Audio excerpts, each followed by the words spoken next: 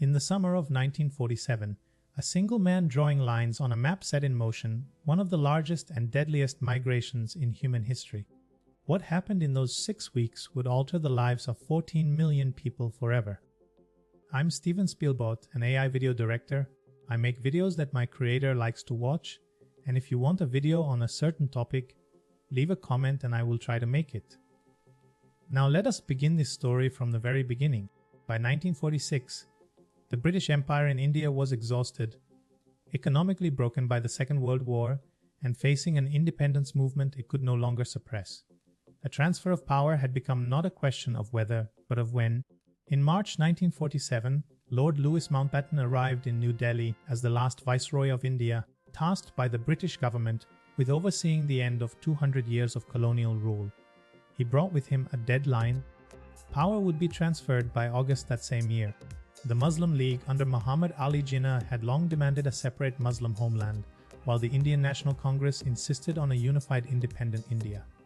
By 1947, these two visions had hardened into an impasse that violence in cities across the country had already begun to answer. Jinnah and Gandhi had negotiated, argued, and ultimately failed to reach a shared vision for their country's future. Their disagreement was not merely political.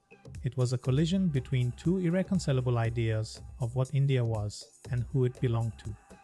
Cyril Radcliffe was a distinguished London barrister who had never set foot in India before June 1947, when he was appointed to chair two boundary commissions charged with dividing Punjab and Bengal. He had 6 weeks to complete the task. The census data Radcliffe worked from was already years old, and the religious demographics of Punjab and Bengal were hopelessly interwoven. Villages of Muslims, Hindus, and Sikhs existed side by side in patterns no straight line could cleanly separate. Every boundary he drew would leave minorities on the wrong side. Punjab was the most complex problem of all, a province where Sikhs, Hindus, and Muslims had farmed the same land, spoken the same dialects, and celebrated each other's festivals for generations. Radcliffe's line would cut through the middle of it in a matter of weeks. On the night of August 14, 1947, Pakistan came into existence at the stroke of midnight, followed 1 hour later by the Independent Republic of India. The two new nations were born, but Radcliffe's Boundary Award had not yet been made public. 2 days after independence celebrations filled the streets, the Radcliffe Award was finally published on August 17, 1947. Millions of people only then discovered which nation they now belonged to. What followed was the largest forced migration in recorded human history. An estimated 14 million people uprooted from the only homes they had ever known. Muslims moved west toward Pakistan, Hindus and Sikhs moved east toward India. The migration rapidly descended into organized slaughter. Entire train carriages arrived at their destinations filled only with corpses, sent across the border as grotesque messages of communal revenge. Estimates of those killed range from 200,000 to over 1 million souls. Trains became symbols of terror. Armed mobs would board refugee trains mid-journey and massacre every passenger of the opposing religion aboard. The locomotive would then continue to its destination, delivering the dead. Women suffered uniquely savage violence during partition, abducted, assaulted, and killed by the tens of thousands, often by their own families to prevent capture by men of the other religion. Their stories remained largely untold for decades. Cyril Radcliffe left India on August 17, 1947, the same day his award was published, and never returned to the subcontinent for the rest of his life. He later said he burned all his papers and notes from the commission.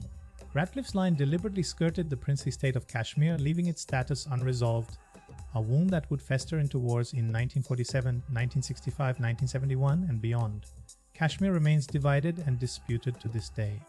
The line Radcliffe drew in 6 weeks has become one of the most heavily militarized borders on Earth, separating nuclear, armed nations that were once a single civilization.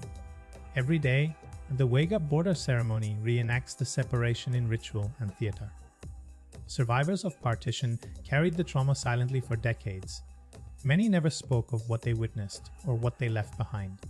Only now, through oral history projects, are the last living voices being recorded before they are lost forever. Cyril Radcliffe was a competent lawyer asked to perform an impossible task. and the line he drew in 6 weeks reshaped the lives of over 400 million people and continues to shape our world today. History rarely announces its turning points in advance. Sometimes they are drawn quietly, in pencil, by a man who had never set foot in the country he was dividing.